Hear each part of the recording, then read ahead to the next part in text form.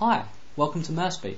Merspi is an online community where you can ask any VCE related questions that you might have. Whether you are struggling to understand a concept in physics or you just want to know how a particular course is structured, Merspi can deliver you the answer you need. The Merspi community is made up of current and former VCE students, VCE tutors and well-qualified VCE teachers who are all committed to helping you find the answer you may be looking for.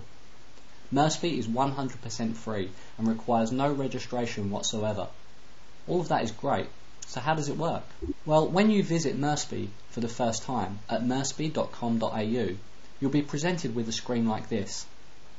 If you become a registered user, which still doesn't cost anything, you'll get a slightly different screen to this, but we'll look at that in a future tutorial.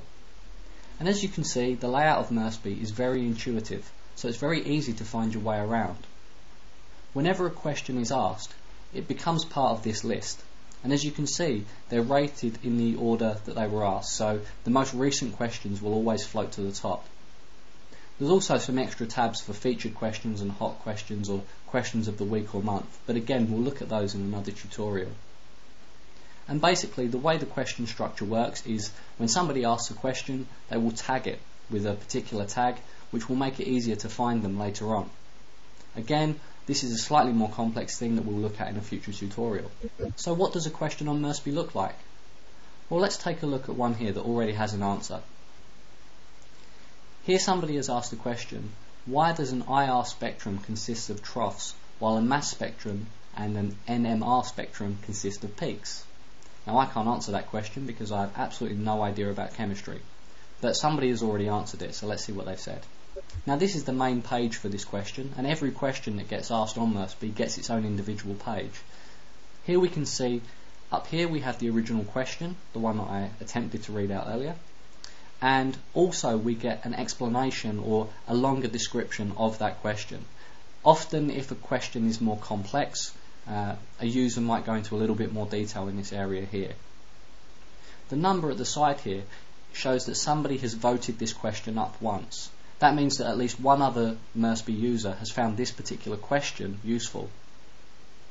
And we can see here that the user here is a registered user called Impractical. Now Impractical has been asking questions on Merspi for quite some time now and is actually one of our most committed members. So it's good to see that Impractical has asked this particular question. And here at the moment we have just one answer. This answer hasn't been voted up or down yet, so the Merspi community hasn't decided on whether this is a good answer or a poor answer just yet. But often what the Merspi community will do is if they agree with a particular question, they will vote it up, and the highest voted answer will always be the one that rises to the top. If an answer is deemed to be inappropriate or not quite helpful, then it will be voted down, and that means it will sink to the bottom of the list of answers. This means that if there are many answers on a particular question, the very best one, as judged by the Merspi community, will be the one that you see first. And then maybe the less relevant answers to that question will be demoted down that list. So here we can see an answer that actually one of the moderators, Colin Lee, has provided. And Colin really knows his stuff when it comes to this, so I'm going to guess that that's going to get an upvote pretty soon. And that's the basics of what a question actually looks like. If somebody wanted to answer this question, then very simply they just scroll down and provide their own answer here. But what about if you have a burning question that you want to ask the Merspi community? Well, that's just as simple. This blue bar at the top gives us all of the navigation elements that we need to find our way around Merspi. And as you can see over here in the top right hand corner, we have the Ask a Question button. So very simply, if we just click on this and ask a question, the Ask a Question page comes up. Once we're on the Ask a Question page, it's very simple. We just type in the title of our question, and in this we want to really ask the most specific version of the question that we can to attract the best answers possible.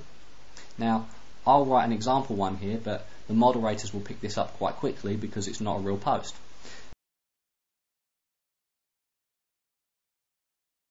And in the body of this, I would need to just explain my question just a little bit better if it wasn't clear from the title. Now in this one, I'm just going to write a quick apology to the moderators who might have to clean up this mess before I get a chance to afterwards. So please excuse me while I write my apologies to the other 3 moderators. So as you can see, I filled in a little bit of extra information about my question here, and underneath this I can give it a tag, and since this tag is directly about Merspi, I'm just very simply going to give it the Merspi tag. You can see this has jumped up just to help me.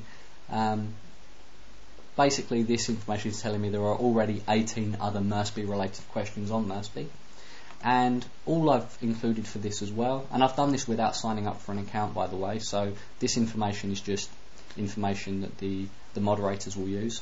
I've put my name in, my email address, and a home page as well. So if you have a particular website or a blog that you'd like to link to, then you can do that here as well. And very simply, once I've filled in all of this information, I just click ask your question, and as simple as that, the question has gone live. Now there are a couple of extra things that we can do. As you can see here, Merspi promotes a strong editing culture.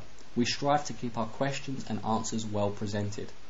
One of the things you'll often find with Merspi is if there are frequent spelling mistakes or grammar errors, usually somebody else in the community will log on and correct some of those mistakes for you. They can only do this if they have a good reputation on Merspi, so it's not open to vandalism.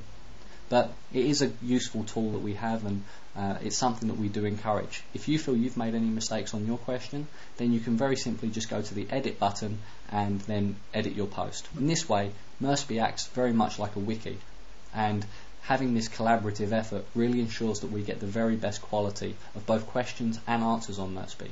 And that is everything that we need. Basically, if you then want to be notified of any of the answers that come to you, if you're registered for Merspi, then that's a very easy process. If you haven't registered for Merspi, then you can simply elect to have notifications via email, and they will only be used for giving you daily updates of your answers. So, I hope you found this useful. Stay tuned for another tutorial soon, in which we'll look at some of the advanced features of Merspi and consider the benefits of signing up for a free account. Thanks for watching, and if you have any questions at all, just ask Merspi.